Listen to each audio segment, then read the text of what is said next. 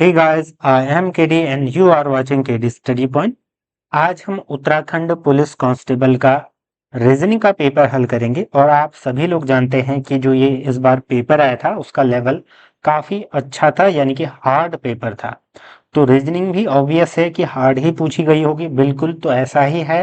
तो आने वाले जो भी एग्जाम है यूकेपीएससी या चाहे वो यूके ट्रिपल एस सी हो, तो दोनों के आप इस वीडियो को पूरा जरूर देखिएगा। आप पूरे कॉन्सेप्ट सीख करके जाओगे। साथ ही साथ जिन्होंने ये पेपर दिया था वो तो देख लो कि भविष्य में इस प्रकार के क्वेश्चन आए तो आपको किस अप्रोच के साथ कैसे इनको हल करना है आसानी से। ठीक है, चलिए शुरू करते हैं। तो पहला ही क्वेश्चन था हमारा 31। Consider the following three statements to find a unique value of integer A. देखिए इस बात पर गौर करना, यूनिक वैल्यू बोला गया है, यानी कि सिर्फ एक ही वैल्यू आनी चाहिए। ठीक है, यूनिक पूर्णांक ए का एकमात्र मान ज्ञात करने के लिए निम्नलिखित तीन कथनों पर विचार कीजिए। ठीक, तो सबसे पहले तो हम देखते हैं कि इंटीजर क्या होता है, क्योंकि इसमें इंटीजर की बात की गई है तो हमें ये भी पता होना चाहिए कि आखिर ये इंटीजर होते क्या हैं। ठीक है, इंटीजर जिन्हें हिंदी में हम क्या कहते हैं, इंटीजर्स, इसको हिंदी में हम कहते हैं पूर्णांक संख्याएं। ठीक है, पूर्णांक संख्याएं। अब ये क्या होती हैं, 0, 1, 2, 3, इस तरफ से अप टू इंफिनिटी तक जो ये वैल्यूज हैं वो संख्याएं, प्लस निगेटिव में जैसे -1, -2, -3। ठीक है, तो ऐसे करके इस तरफ भी निगेटिव में आपके इन्फिनिटी तक की जो संख्याएं हैं ये सब क्या कहलाती हैं, पूर्णांक संख्याएं। नेचुरल नंबर क्या थे, जो काउंटिंग नंबर्स थे, 1, 2, 3, 4, 5, 6 अप टू इन्फिनिटी तक। और उसके बाद जब हम इसमें जीरो जोड़ देते हैं तो हमारे होल नंबर या पूर्ण संख्याएं कहलाती थी। तो पूर्णांक हमें पता लग गया।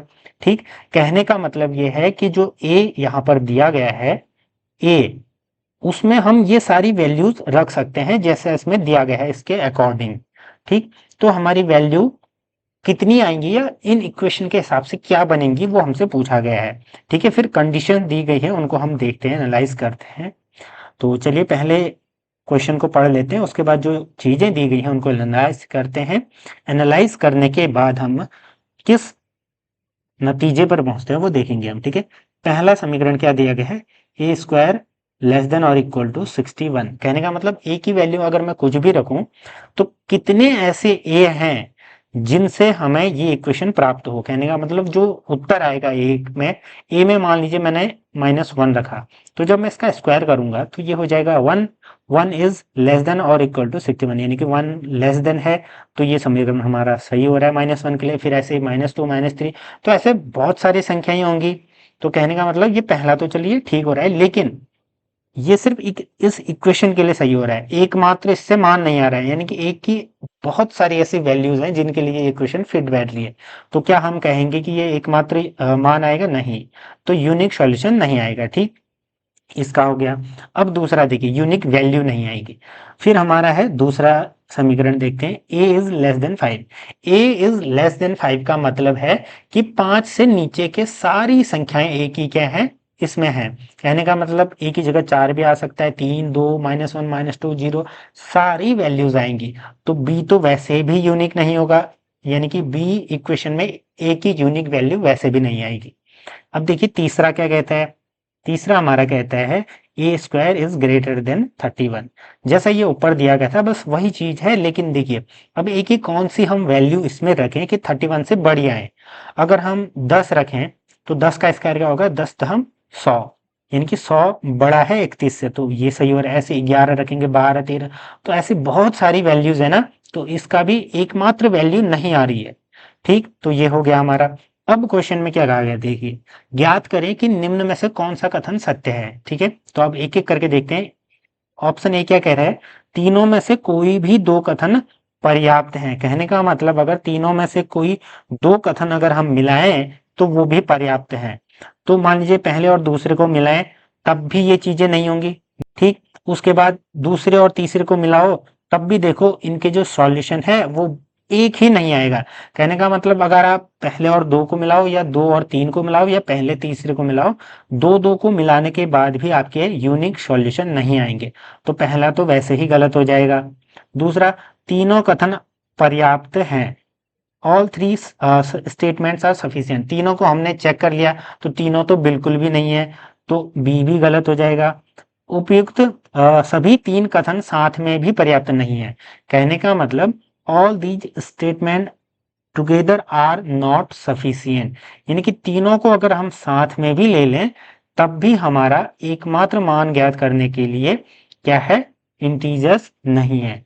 तो ऑप्शन क्या हो जाएगा हमारा, सी सही उत्तर हो जाएगा। यानी कि तीनों को भी अगर हम साथ में ले लें तब भी इसके एक वैल्यू तो नहीं आएगी, एक से ज्यादा ही आएंगी, दो आएंगी, एक बार देखना, ठीक है। दो या उससे ज्यादा ही आएंगी। तो एकमात्र के लिए ऐसी कोई, अगर हम तीनों को साथ ले या उसमें भी एक ही वैल्यू एक नहीं आएगी। आप देख रहे हैं किसी में बहुत सारी आ रही हैं तो लगभग हर किसी में बहुत सारी आ रही हैं, जब साथ लेंगे तब भी नहीं आएंगी। तो हमारा सही उत्तर ऑप्शन सी हो जाएगा। तो ये थोड़ा सा हम कह सकते हैं कि रीजनिंग के हिसाब से और हमारा पुलिस कांस्टेबल के हिसाब से अपर लेवल का ये पेपर था, और एक क्वेश्चन भी। नेक्स्ट क्वेश्चन देखिए, मिरर जैसा क्वेश्चन या मिरर का क्वेश्चन जब भी आए तो आपको इसको किस प्रकार से हल करना है उसको देखते हैं। एमएन ये दर्पण होता है, ठीक है। दर्पण को कुछ इस प्रकार से दर्शाया जाता है, यहाँ पर जो असल होगा और यहाँ पर प्रतिबिंब बनेगा, ठीक। अब जब भी आप ऐसे क्वेश्चन आए तो आप पेपर में सीधे स्टार्ट करना इसके यहाँ पर से, ठीक है। मिरर आपने देखा होगा, आप दाहिना हाथ उठाते हो तो वो आपका, अगर आप हाथ ऐसे मिलाओगे, मान लीजिए मिरर के यहाँ पर हाथ ऐसे करोगे तो वहां पर से भी एरो ऐसे स्टार्ट होगा। तो सेम हमें वही चीज करनी है। हम क्या करेंगे, देखिए यहाँ पर से इसको ले जाओ हाथ को ऐसे, तो हाथ हमारा ये बन गया, ठीक है, ये जो टेढ़ा होता है ऐसा करके।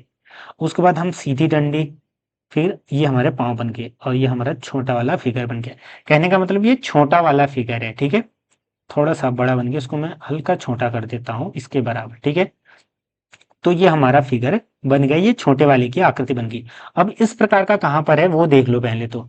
मिरर के इस पार इस प्रकार का कहाँ पर है, जो ये हाथ है वो नीचे की तरफ, हाथ नीचे की तरफ यहाँ पर है, हाथ नीचे की तरफ डी में है, यानी कि ये दोनों हिंदी और इंग्लिश है तो इस तरफ देखिए इसमें और इसमें है, ठीक। ये हमें पता लग गया कि ये और ये सही हो सकते हैं, ठीक है, जिसमें हाथ नीचे की तरफ हो और बिंब इस तरफ हो, ठीक। अभी इसमें सिर्फ हमें इतना पता लगा, लेकिन फिर नेक्स्ट देखिए, तो हाथ नीचे हो गया, ठीक। उसके बाद हम इस बड़े वाले को भी बना लेंगे। वैसे यहीं पर पता चल गया हमें, क्योंकि ये जो मिरर है ये कुछ इस प्रकार से है जो कि ये सही है, बाकी अन्य गलत है, ठीक है। तो हम दूसरे को भी बना लेते हैं। अब जब भी ऐसा क्वेश्चन आए तो ऐसे ही बनाना, ठीक है। अब हम इस बड़े वाले को बनाते हैं, ठीक है। यहाँ पर से कुछ इस प्रकार से दिखेगा, ये इसकी टांग, और ये टांग अंदर की तरफ है तो मिरर में भी अंदर की तरफ ही बनेगी। फिर हाथ देखिए, फिर हाथ ऐसे आएगा और हाथ कुछ इस प्रकार से आएगा, ठीक। और जो हाथ है, हाथ पीछे से ऐसे जाएगा। तो ऐसा आपको ये दिख रहा होगा, देखिए सेम, ठीक है, जो मैंने बनाया उस प्रकार का फिगर ये दिख रहा है ना। तो ऑप्शन डी बिल्कुल सही उत्तर हो जाएगा। वैसे हमें ये पता यहीं पर चल गया था, क्योंकि यहाँ पर जो ये है ये इस प्रकार से होना चाहिए था, जो कि गलत था, ठीक है। तो ये तो वैसे ही गलत थे क्योंकि इनके हाथ ऊपर की तरफ थे, ठीक है। तो ऑप्शन डी बिल्कुल सही उत्तर हो जाएगा इसका। अगला क्वेश्चन, अगला क्वेश्चन है हमारा कुछ इस प्रकार से, ठीक है। टू पर्सन ए बी, हाँ ये थोड़ा सा अच्छा क्वेश्चन है और इसमें थोड़ा सा आपको क्या करना पड़ेगा, दिमाग लगाना पड़ेगा, ठीक है। तो हम इसको थोड़ा सा क्वेश्चन को क्या कर लेते हैं, ऊपर की तरफ कर लेते हैं एंड देन पढ़ते हैं, ठीक है। अब देखिए क्वेश्चन में कहा क्या गया है, टू पर्सन ए पर्सन, ठीक है, A and B 12 kilometre apart, यानी कि 12 किलोमीटर दूर है ए बी दोनों। तो ठीक, 12 किलोमीटर दूर हैं दोनों। तो फिगर बनाते हुए चलेंगे जिससे कि हमें ये आसानी से समझ में आ जाए। देखिए मान लीजिए ये ए है और ये हमारा बी है, ठीक है। एक लाइन के अकॉर्ड जो ये उनको जोड़ने वाली एक रेखा के एक दूसरे की ओर चलते हैं। कहने का मतलब ये जो ए है ये इस तरफ चलेगा और ये जो बी है इस तरफ चलेगा, और हमारा क्या बन जाएगा, ये मतलब आपस में चलेंगे। आगे क्या कहा गया है, बी बाएं मुड़कर 3 किलोमीटर पूरा करने से पहले 1 किलोमीटर चलता है। अब देखिए बीच ने चलना स्टार्ट किया पहले वो 1 किलोमीटर चलता है यहाँ तक, ठीक है, मान लीजिए ये 1 किलोमीटर है, 1 km। यहाँ पर से वो क्या करा, जब ये इस तरफ आ रहा है तो आपका ये दाहिनी तरफ ये होगा और बाईं तरफ ये होगा, और उसके बाद वो बाईं मुड़कर 3 किलोमीटर चला। तो ये यहाँ पर ऐसे चला 3 किलोमीटर, ठीक है, 3 किलोमीटर ये दूरी इसकी आ गई। अब ये यहाँ पर पहुंचा है, ठीक है। यानी कि इसने क्या कहा, बी बाएं मुड़कर 3 किलोमीटर पूरा करने से पहले 1 किलोमीटर चला। पहले 1 किलोमीटर चला और उसके बाद 3 किलोमीटर ऐसे चला, ठीक है। ओके। और ये जो टोटल डिस्टेंस है ये 12 किलोमीटर दी गई है, इसको भी लिख लेते हैं। अब दूसरी चीज क्या है, अब देखिए ए भी बी की ओर मुख करके x किलोमीटर चलने के बाद बाएं मुड़ता है और 3 किलोमीटर पूरा करता है। कहने का मतलब ए भी इस तरफ जा रहा है, तो ए भी चलने लगा भाई, ये भी यहाँ तक गया, x किलोमीटर ये दूरी है इसकी, वहां पर से ये बाएं मुड़ा। अब इसका बायां किस तरफ होगा, मैं अगर इस तरफ जा रहा हूं तो मेरा दाहिना इस तरफ होगा और बायां इस तरफ, ठीक है। तो ये ऊपर को गया 3 किलोमीटर, ठीक है। अब यहाँ पर पहुंच गया, ये भी 3 किलोमीटर, यानी कि ये जो डिस्टेंस है ये 3 किलोमीटर और ये वाली डिस्टेंस आपकी x किलोमीटर है, ठीक। इतना हमें पता लग गया। उसके बाद हमसे क्या पूछा गया है, यदि ए व बी अब 12 किलोमीटर दूर स्थित हैं तो x की वैल्यू निकालनी है। अब मान लीजिए अब इनकी पोजीशन यहाँ पर है, ठीक। इनको मैं मिला देता हूँ एक ऐसे बिंदु से डॉट डॉट करके। अब जो ये डिस्टेंस है ये भी दी गई है, जो ये डिस्टेंस है ये आपका 10 किलोमीटर यहाँ पर लिखा गया है, ठीक है। अब पूछा गया है कि x की दूरी बताइए, जो ये x है इसको हमें निकालना है। देखिए इसको बहुत तरीकों से आप निकाल सकते थे, सबसे आसान पहले बताता हूं, उसके बाद हम आगे को अन्य का भी मैं थोड़ा सा बता दूंगा ताकि आपको कोई एक याद रहे। अब देखिए फिगर हमारा इतना बन गया। देखिए सबसे मुश्किल होता है फिगर बनाना। जब ऐसे क्वेश्चन में डायरेक्शन वाले में फिगर बन जाता है तो फिर हमारा ये क्वेश्चन बेहद आसान बन जाता है, ठीक है। मेन होता है फिगर बनाना और फिगर हमने अच्छे से बना ली। अब देखिए थोड़ा सा गौर करें अगर हम, ठीक है, इसको मैं इस तरफ लेके चलूं, किस तरफ, इसको मैं मिला लेता हूं, ठीक है। मान लीजिए यहां पर से मैंने ऐसे इसको सीधा लाइन खींचा एंड देन फिर इसको मैंने मिला लिया, क्योंकि ये हमने लाइन सीधी खींची है, ठीक है, और ये भी हमने सीधी खींची है तो ये 90 डिग्री होगा, ठीक।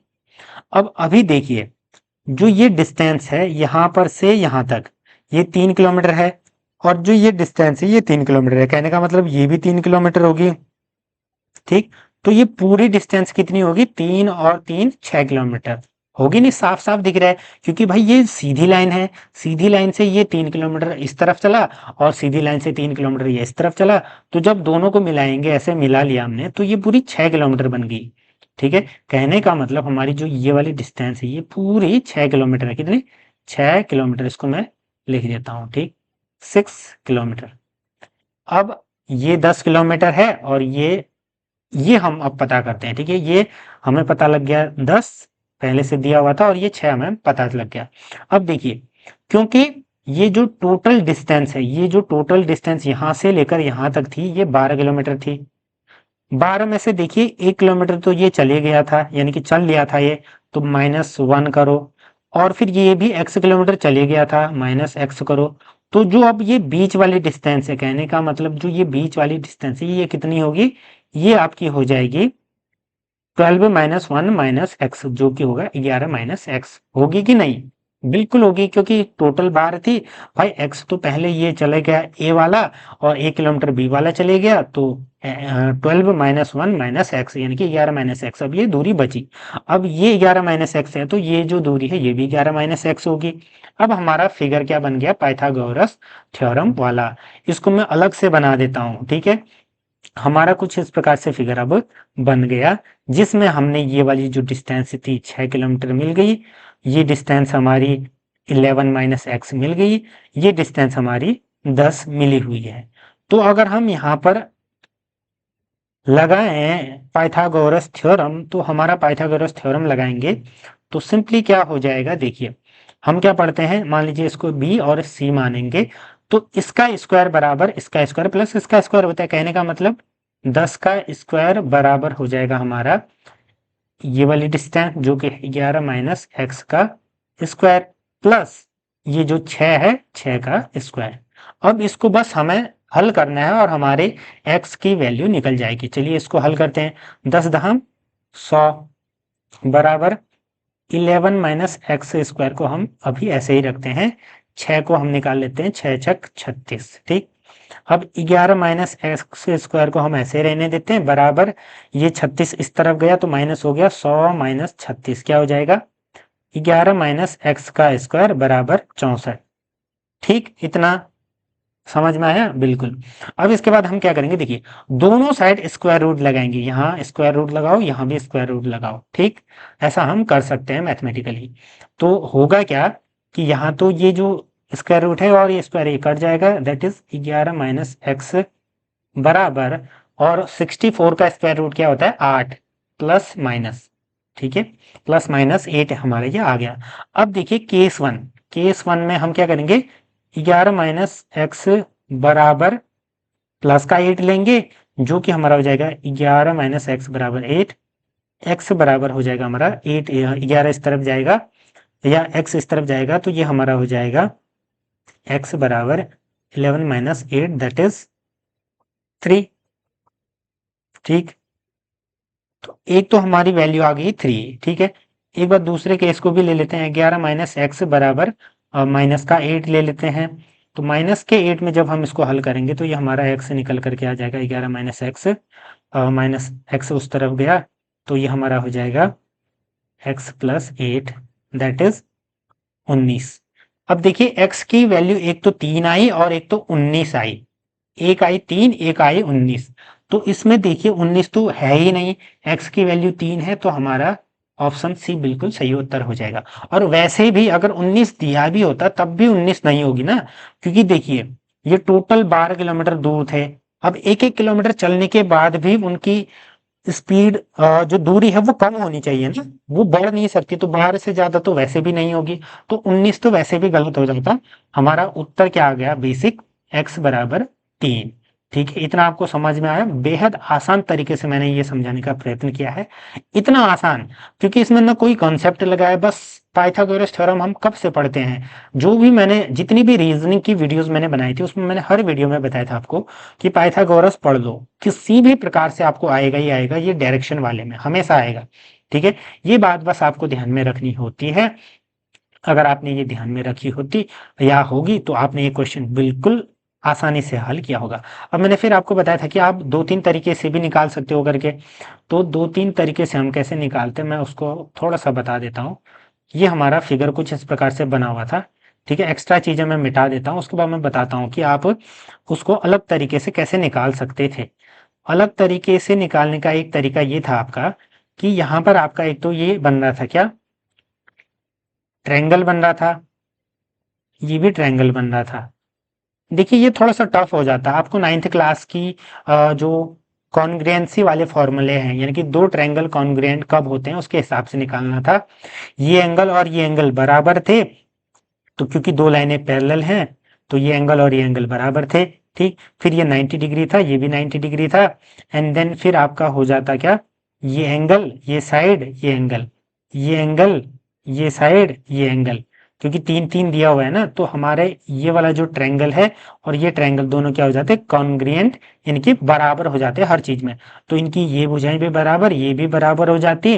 फिर क्या होता, ये देखिए, लेकिन इसके लिए आपको ये आसान तरीका था, बट लेकिन इसके लिए आपको ये ऐसे प्रॉपर्टी पता होनी चाहिए थी, ठीक है। ए एंगल साइड एंगल, ठीक है, ये आपको कॉन्ग्रुएंस की प्रॉपर्टी पता होती तब ये आसान था, अदरवाइज तो टफ ही था।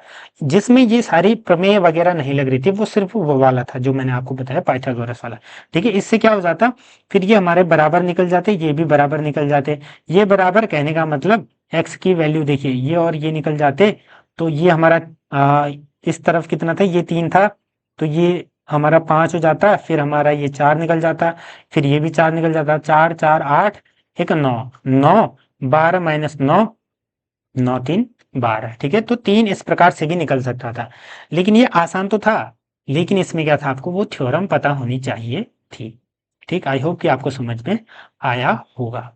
ऐसी रीजनिंग की वीडियोस देखने के लिए आप प्लेलिस्ट जरूर विजिट करें, उसमें मैंने बहुत सारी रीजनिंग की वीडियोस हल करवा रखी है। नेक्स्ट क्वेश्चन हमारा, if A is taller than B, B is taller than C, D is taller than A. तो ये आसान क्वेश्चन होता है, देखिए यदि ए बी से लंबा है, ए लंबा बी से, हम इस प्रकार से मान लीजिए ग्रेटर देन वाला जो साइन है वो लंबा हम मान रहे हैं, ए लंबा हो जाएगा इससे, ठीक। बी सी से लंबा है, यानी कि बी बड़ा है सी से, ठीक। डी ई से लंबा है, अब देखिए डी लंबा है ई से। फिर बोला गया है ई ए से लंबा है, यानी कि जो ई है वो ए से भी लंबा है, ई यहाँ, तो ये हमारा ये डी भी तो आएगा, डी इस तरफ, यानी कि सबसे लंबा डी हो जाएगा, और निम्न में से सबसे छोटा कौन है, तो सी हो जाएगा, ऑप्शन सी, ठीक। आसान था, बहुत आसान था ये। नेक्स्ट क्वेश्चन, ये थोड़ा सा दिमाग वाला क्वेश्चन है, बाकी है तो ये भी आसानी है। जो चीजें दिख रही है उनको हमें आसानी से देखना है, उनका विश्लेषण करना है और उत्तर को पाना है। अब तो देखिए, for the given Venn diagram, ठीक है, वेन डायग्राम ये होते हैं, ठीक है, showing number of players in cricket football H, इस प्रकार से, तो कौन सा फॉल्स है ये पूछा गया हमसे। हॉकी के खिलाड़ियों की संख्या फुटबॉल के खिलाड़ियों से अधिक है। अब देखिए, हॉकी के खिलाड़ियों की संख्या फुटबॉल से अधिक है, कहने का मतलब ऐसा बोल रहे हैं। तो हॉकी के खिलाड़ी गिनते हैं, 5 3 8 9 10, 10 4 14, यानी कि 14 लोग हॉकी खेलते हैं। और फुटबॉल कितने खेलते हैं, 6 3 9 10 11 12, 12 लोग फुटबॉल खेलते हैं। तो इसने क्या बोला, हॉकी के खिलाड़ियों की संख्या फुटबॉल से अधिक है।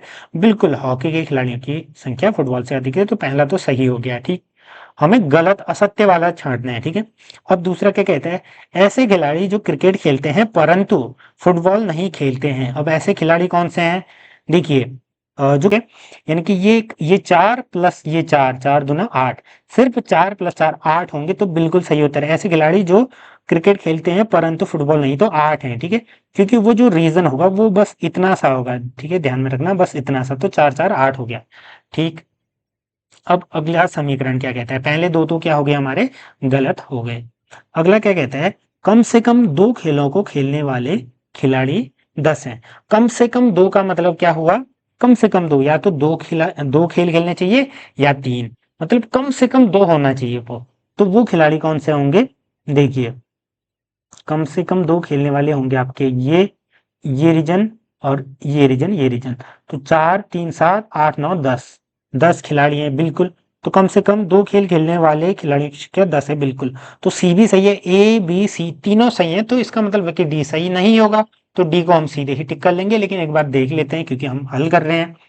ज्यादा से ज्यादा 2 खेल, यानी कि जो एटमोस्ट एटमोस्ट 2 गेम्स खेलने वाले खिलाड़ियों की संख्या 25 है, यानी कि वो ज्यादा से ज्यादा 2 खेल सकते हैं, 3 तो बिल्कुल नहीं खेलेंगे, या तो 2 खेलेंगे या तो 1 खेलेंगे। तो देखो, 4 5 4 9,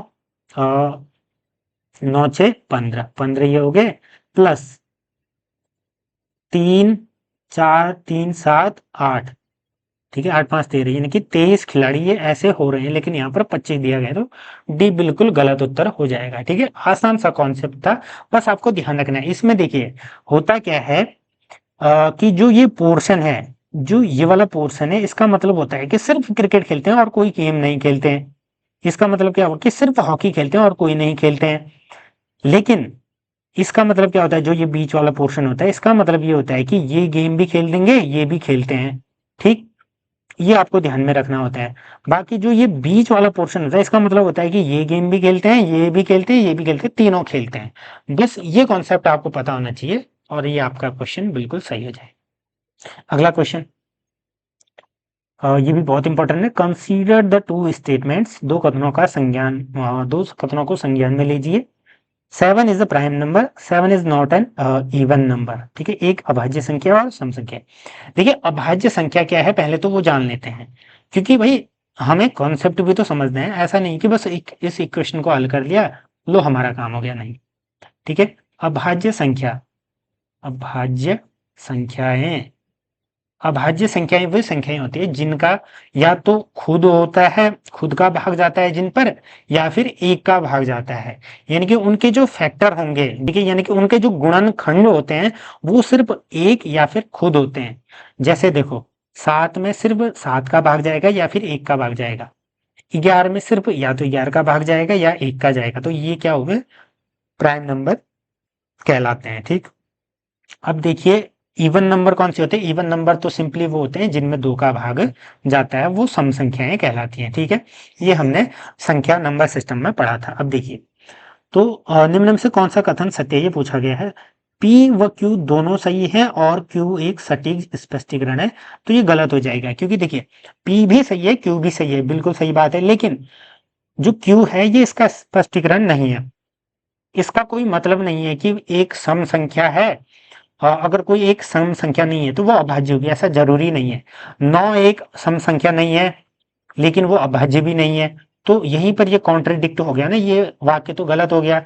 तो कहने का मतलब ए तो गलत हो जाएगा। दूसरा, बी पी और क्यू दोनों सही है और क्यू एक सटीक स्पष्टीकरण नहीं है पी के लिए, बिल्कुल सही उत्तर हो जाएगा ऑप्शन बी। क्योंकि इंडिविजुअली कथन पी भी सही है, क्यू भी सही है, लेकिन ये इसका एक्सप्लेनेशन नहीं है, स्पष्टीकरण नहीं है। ठीक, अगला question, in a code language Q is coded 5, salt is coded 28, then how will sweet be coded? इस प्रकार का जब भी क्वेश्चन आए, मैंने बार बार बताया है, ऐसा क्वेश्चन आपको कहीं भी दिखे, सबसे पहले आपको क्या काम करना है, टेबल बनानी है। क्या करना है, टेबल बनानी है। टेबल किस चीज की, ABCD की। तो हम ABCD लिखते हैं पहले तो, ABCDEFGHIJ, ठीक है, KL एंड M। ठीक, ये टेबल हमने बना ली। अब क्या करेंगे हम इस तरफ से, फिर MNOPQRSTUVWXYZ। देखो जब भी आप ABCD की टेबल बनाओ तो ऐसे बनाना है। इससे क्या फायदा होगा, इससे आपका एक तो ये फायदा होगा कि इनकी नंबरिंग आप आसानी से कर सकते हो, और कई क्वेश्चन में ऐसा होता है कि आपका इसका अपोजिट वाले संख्याएं होती हैं, तो वो कॉन्सेप्ट भी आपका इसमें सही लगता है। ठीक है, तो 1 2 3 4 5 6 हम यहाँ से नंबरिंग करते हैं, लेकिन यहाँ पर आप क्या करना, जेड से स्टार्ट करना। जेड से करेंगे हम स्टार्टिंग, 1 2 3 4 5 6 7 8 9 10 11 12 13 14 15 16 17 18 19 20 21 22 23 24 25 और ये 26। ठीक है, ये मैंने क्या कर दिया, एक ये बना दिया आपका क्या, टेबल, जो कि इस क्वेश्चन में इंपॉर्टेंट रोल निभाएगा। इस प्रकार के क्वेश्चन जहां भी दिखें आपको, बस आप ध्यान रखना, क्योंकि ऐसे ही क्वेश्चन आपको देखने को मिलेंगे। ठीक है, ABCD वाले में से। ठीक है, ये हमने बना दिया, ये अभी आपका ही काम आसान करेगा, कैसे वो देखते हैं। अब इसने क्या कहा कि क्यू को किसी कोड लैंग्वेज में 5 लिखा। तो आपको जब भी ऐसा क्वेश्चन दिखे, आपको सोचना कैसे है, पहले तो आपको ABCD से ही नंबरिंग करनी है। मैंने इस तरफ से इसलिए करी क्योंकि इसमें यही लॉजिक लग रहा है। ठीक है, पहले आपको इस प्रकार से बना लेना है। अब देखिए क्यू का नंबर देखिए, अभी हमने जेड से गिना ना, तो क्यू का नंबर देखो, क्यू आपका कहां पर है, ये 10 है। 10 क्यू बराबर 10, 10वें नंबर पे है। ठीक है, जेड से हमने स्टार्ट करा। अब हमने क्या करा, 10/2, यानी कि इसको आधा कर दिया, जो नंबर है उसको आधा कर दिया। जैसे इसका 10वां नंबर था, 1 2 3 4 5, 10वां, 10/2 बराबर 5 उत्तर आ गया। यानी कि कहने का मतलब क्यू इज कोडेड विद 5। ठीक, अब सॉल्ट को देखते हैं, क्या यही चीज फॉलो हो रही है, बिल्कुल देखते हैं। तो देखिए एस का नंबर कौन सा है, एस का नंबर है हमारा 8, 8 प्लस, और फिर ए का नंबर कौन सा है हमारा, ए का है 26 प्लस, एल का नंबर कहां पर है देखिए 15 प्लस, टी का नंबर देखिए 7/2 करेंगे इसको भी। ठीक है, अब इसको जोड़ो, इसको जोड़ेंगे तो हमारा आ जाएगा 7 दूनी 14 का 15, 15 30, 3 2 5, यानी कि 56/2। इसको हम हल करेंगे तो 56/2 हो जाएगा हमारा 28। कहने का मतलब सॉल्ट का जो कोड था वो भी हमारा निकल गया। ठीक, सॉल्ट भी 28 आ गया। अब हम क्या करेंगे, जो स्वीट है, स्वीट की भी नंबरिंग जिस हिसाब से ये है, बस हमने काम कुछ नहीं करा, हम हर बार ए से गिनते थे, ए से गिन करके काम नहीं बन रहा था, तो हमने क्या करा, चलिए चेक करते हैं, जेड से गिनते हैं, क्या ऐसे काम बनता है, बिल्कुल। तो जब मैंने ऐसे करा तो इससे काम बन गया। ठीक है, अब हम क्या करेंगे, स्वीट का भी देख लेते हैं फिर। चलिए, स्वीट में एस का नंबर क्या है हमारा, एस का नंबर है 8, 8 प्लस, फिर डब्ल्यू, डब्ल्यू का नंबर है हमारा 4, 4 प्लस, ई 22, 22, 22 प्लस 22, और फिर हमारा टी, टी का है 7। प्लस 7। अब देखिए इसको जोड़ो अपॉन 2, क्योंकि हमारा यही ट्रिक लग रहा है ना, यही लॉजिक लग रहा है। देखिए रीजनिंग में बस यही चीज होती है, हमें एक पैटर्न ढूंढना पड़ता है कि कौन सा पैटर्न है, चाहे वो कोडिंग डिकोडिंग हो या किसी भी प्रकार का क्वेश्चन हो। अब इसको हल करेंगे तो ये हो जाएगा हमारा 22×44 प्लस 8×4 = 12 प्लस 7/2। इसको फिर से हम थोड़ा सा जोड़ेंगे तो ये हमारा हो जाएगा और 44, ये एक हो जाएगा हमारा 56 प्लस 7, ये हो जाएगा 63/2, जो कि आ जाएगा हमारा 3.5। ठीक है, 31.5 कहीं पर दिख रहा है? बिल्कुल दिख रहा है भाई, ऑप्शन ए बिल्कुल सही उत्तर हो गया। मैंने क्या कहा, जब भी आपको इस प्रकार का कोडिंग डिकोडिंग या नंबरिंग वाला क्वेश्चन दिखे ना, आपको सिंपली ये टेबल बना लेनी है।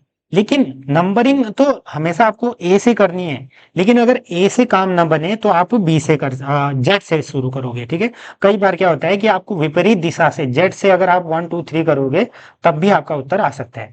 एक तो ये कॉन्सेप्ट था। दूसरा, कई लोग इस प्रकार से भी सोच सकते थे, जैसे अगर आप ए से नंबरिंग करते तो फिर आप क्या करते, जो एल का अपोजिट ओ है, ओ का अपोजिट एल है, के का अपोजिट पी है, पी का अपोजिट, तो इस प्रकार से सोच के भी इसका उत्तर निकल जाएगा।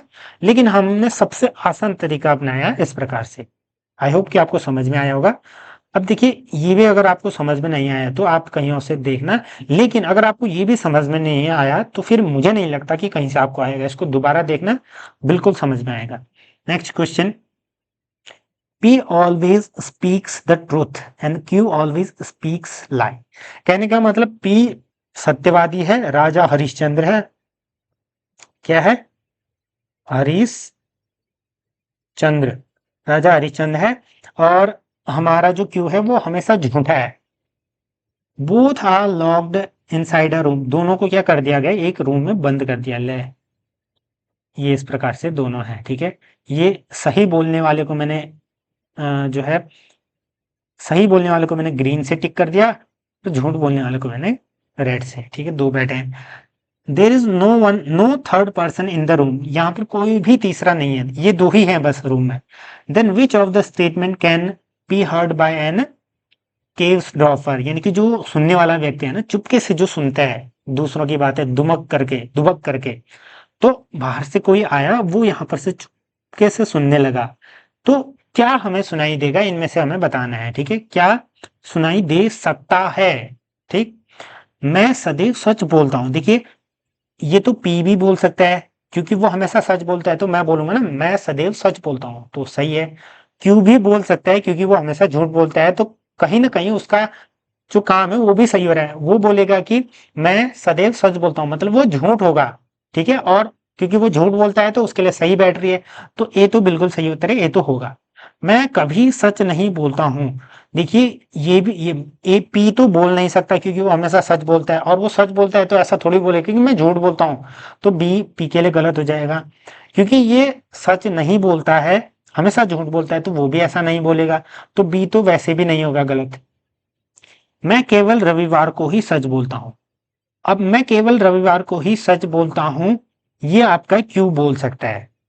ठीक है, पी तो नहीं बोलेगा क्योंकि वो हर दिन बोलता है, लेकिन क्यों बोल सकता है। लेकिन इसमें कहा गया है कि कौन सा सुना जा सकता है, यानी कि ऐसा नहीं कि दोनों ने बोलना है, कोई भी वाक्य सुना जा सकता है ना, तो ए और सी सुने जा सकते हैं, ए और सी दोनों, तो डी इसका बिल्कुल सही उत्तर हो जाएगा।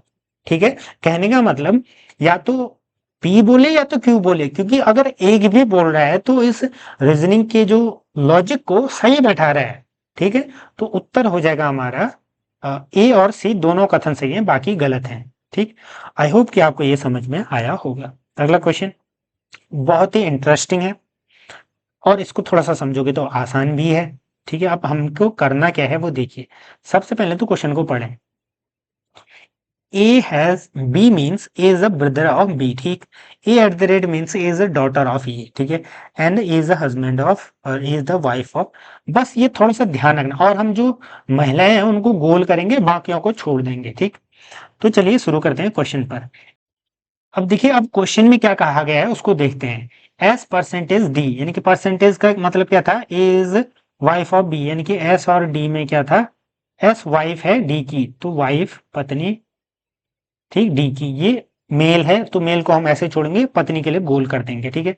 फिर हैशटैग बी, हैज बी यानी कि हो जाएगा आपका, सॉरी हैज एफ, मतलब एफ का मतलब है हमारा, हैज का मतलब है ब्रदर ऑफ बी, तो एफ हमारी क्या हो जाएगी, महिला हो जाएगी, ठीक। ये क्या, भाई, यानी कि ये भाई है एफ का। फिर उसके बाद देखिए F at the rate G, at the rate का मतलब क्या है, is the daughter of B, यानी कि A is the daughter of B, यानी कि हमारा एफ जी की डॉटर है, पुत्री है, ठीक। तो पुत्री है यानी कि ये महिला है, ये पुत्री है, ये तो ये मेल हो गया, तो इसको हम वैसे छोड़ देंगे। फिर क्या कहा गया है, G N H, and H में क्या था, हस्बैंड ऑफ बी, यानी कि A is the husband of B, यानी कि बी आपका क्या हो जाएगा, हस्बैंड, और जी हस्बैंड हो जाएगा बी का। तो यहां पर क्या कहा है, एच का, एच महिला है, ठीक है, एच का हस्बैंड पति है ये, ठीक है, पति इस तरफ, क्योंकि मैंने मेल को क्या कर रखा है, छोड़ दिया है, चलो बार लगा देता हूं मैं, नीचे से अंडरलाइन कर देता हूं, और महिलाओं के लिए मैंने गोल कर दिया, ठीक। एच, फिर क्या कहा गया, H at the rate J, at the rate क्या था, at the rate is the daughter of B, B की डॉटर, तो यहां पर हमारा हो जाएगा जे, जे की डॉटर यानी कि पुत्री है एच। तो देखिए ये हमारा उत्तर आ गया, कहने का मतलब जो हमारी पजल थी, जो हमारा रिलेशन वाला था, वो हमने इस जो वाक्य में दिया गया था उसको हमने इस प्रकार से बना दिया एक फिगर के फॉर्म में। अब हमें साफ साफ दिख रहा है। अब देखिए चार में से कौन सा रिलेशन पॉसिबल नहीं है पूछा है, ठीक है। तो ए से स्टार्ट करते हैं, F is daughter of G, F is daughter of G, बिल्कुल, जी की पुत्री तो एफ है, ये बिल्कुल सही है। J is the maternal grandfather of D, यानी कि डी का नाना जे है, देखिए डी ये है, डी की डी की बहन एफ, एफ का पिताजी, ठीक है, उसकी वाइफ का पति, यानी कि मैटरनल, एच क्या होगी, इनकी माँ होगी, तो बिल्कुल सही उत्तर है, ये इनके नाना है, बिल्कुल सही उत्तर। एच की पुत्रवधु एस है, यानी कि S is the daughter of, daughter in law of H, H ये है, ठीक है, इसका बेटा आपका है क्या, डी, डी बेटा है और उसकी पत्नी एस है, तो पुत्र वधु है, बिल्कुल डॉटर इन लॉ है। तो ए बी सी सही उत्तर हो गए, तो डी इसका मतलब सही होगा, क्योंकि गलत बताना था, ठीक है, इसको टिक करके हम आ जाएंगे एग्जाम में, लेकिन यहां पर हम इसको भी समझेंगे। D is the son in law, देखिए D is son in law of G, देखिए जी का पुत्र है, ठीक है, पुत्र है, क्योंकि ये पुत्री है, पुत्री का भाई क्या होगा, पुत्र होगा, तो सन इन लॉ नहीं होगा, सिर्फ सन होगा, यानी कि पुत्र होगा। तो इस प्रकार से हमने ये क्वेश्चन हल किया। अब last question but not the least, क्योंकि ऐसी सीरीज और वीडियोस आपको मिलते रहेंगे, आप चैनल से जुड़ सकते हैं, मेंबरशिप ले सकते हैं, अगर आप पर्सनली मुझसे मैथ्स या कुछ अन्य क्लासेस सीखना चाहते हैं तो, ठीक है। धन्यवाद। चलिए इस लास्ट क्वेश्चन को पूरा करते हैं। Arrange the following word in logical meaningful order. इसमें लॉजिकल आपको आप तभी लगा पाते जब आपको पता होता कि एकड़, वर्ग गज, वर्ग इंच, हेक्टेयर, इनमें बड़ा क्या होता है, तब आप लगा पाते, ठीक है। तो सबसे पहली बात, जाहिर सी बात है 3 आएगा, क्योंकि भाई वर्ग इंच सबसे छोटा होता है ना, यानी कि 1 इंच मान लीजिए इतना है, तो 1 वर्ग इंच इतना हुआ, ऐसे 1 फीट इतना है तो 1 वर्ग फीट इतना हुआ, तो ये आपको समझना चाहिए, ठीक है। तो अब देखिए 1 वर्ग इंच पहले आएगा 3, फिर उसके बाद वर्ग फीट आएगा 5, फिर उसके बाद आएगा गज, गज मतलब हम जो एक कदम बढ़ाते हैं जो पूरा पाँव, ठीक है, ये गज कहलाता है, यार्ड इंग्लिश में। तो ठीक, फिर उसके बाद 3 5, फिर हमारा आ जाएगा 2, 3 5 2, 3 5 2, 3 5 2, बी या सी, डी में से सही होगा, ये तो वैसे ही कैंसिल हो गए। अब बस बात थी कि एकड़ और हेक्टेयर में क्या बड़ा होता है, ठीक, एकड़ और हेक्टेयर में क्या बड़ा होता है, तो 1 एकड़ बराबर होता है 0.405 समथिंग हेक्टेयर, तो हेक्टेयर बड़ा है भाई, तो हमारा आ जाएगा 1 और ठीक। तो ऑप्शन डी हमारा क्या हो जाएगा, सही उत्तर हो जाएगा। Arrange the following word in a logical and meaningful order, ठीक है, तो 3 5 2 1 4, ऑप्शन डी बिल्कुल सही उत्तर हो जाता है, ठीक। तो ये थी हमारी रीजनिंग की सीरीज। बाकी बताइए आपको ये वीडियो कैसी लगी, और नेक्स्ट वीडियोस हम जल्द से जल्द लाएंगे, क्लासेस भी लाएंगे, अगर आपको ये वीडियो अच्छी लगी होगी तो। जुड़े रहें, धन्यवाद।